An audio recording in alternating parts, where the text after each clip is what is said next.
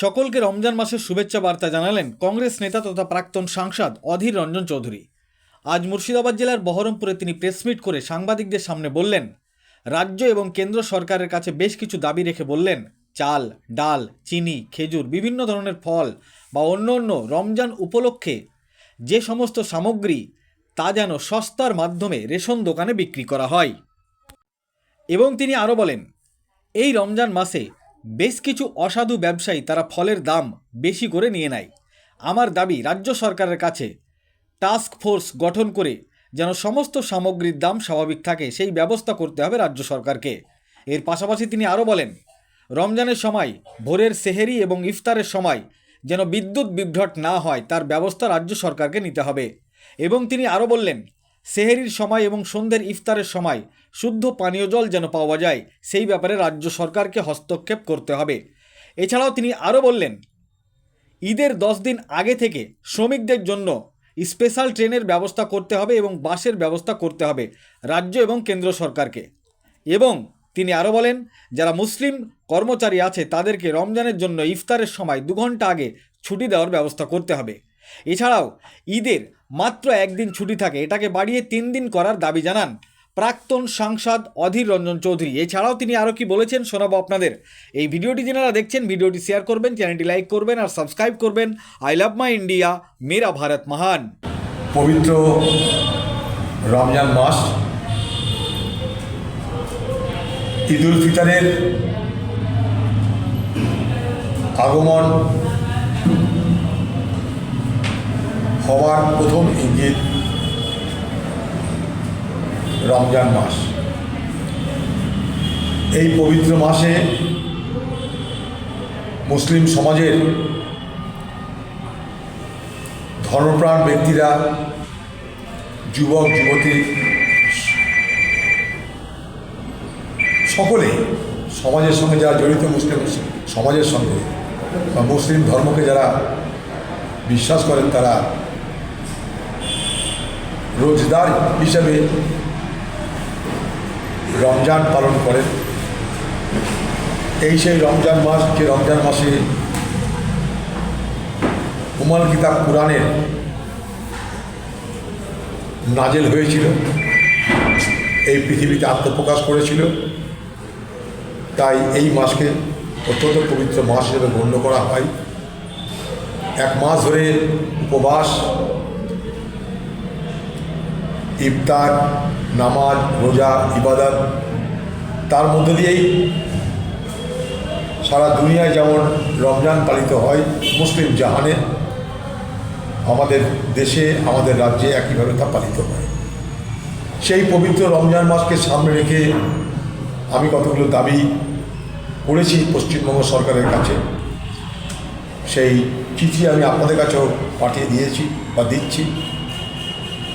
পশ্চিমবঙ্গ সরকারের দৃষ্টি আকর্ষণ করে বলতে চাই যে এই পবিত্র রমজান মাসে চাল, ডাল, চিনি, খেজুর, শুকনো ফল বা অন্যান্য যেগুলো আবশ্যক প্রয়োজনীয় জিনিস তা যেন সস্তায় রেশন দোকানের মাধ্যমে বন্টন করা হয়।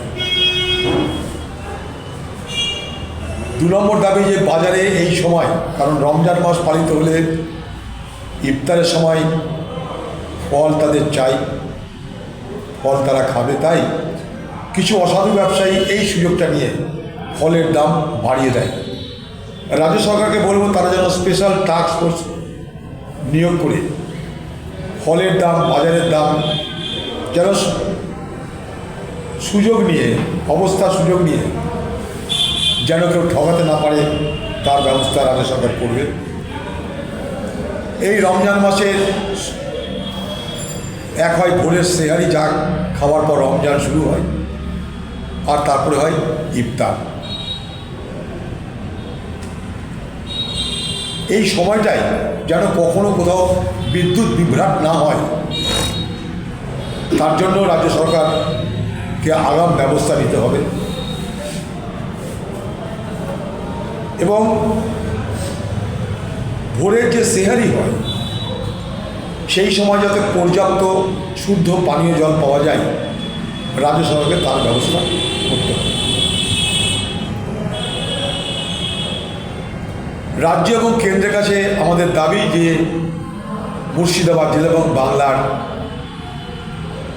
সংখ্যালঘু মানুষ বা মুসলিম সমাজের মানুষের জন্য যেন বিশেষ ট্রেনের ব্যবস্থা করা হয়। ঈদ উল ফিতর অর্থাৎ ঈদ যখন পালিত হবে তার 1-1.5 সপ্তাহ আগে থেকে প্রত্যেক বছর এই সময় হঠাৎ করে সারা দেশের যে যেখানে আছে, যে যেখানে কর্মরত, তারা সব বাড়ি ফিরে আসতে চাই, আত্মীয়দের সঙ্গে মিলতে চাই, ঈদ উল ফিতর উদযাপন করতে চাই। তাদের যাতায়াতের ব্যবস্থা যেন সুগম হয়, তার জন্য বিশেষ ট্রেন, অতিরিক্ত ট্রেন ব্যবস্থা করতে হবে। রাজ্য সরকারকে অতিরিক্ত বাসের ব্যবস্থা করতে হবে, যাতে দূর থেকে যারা আসে তাদের বাড়ি ফিরতে কোনো অসুবিধা না হয়।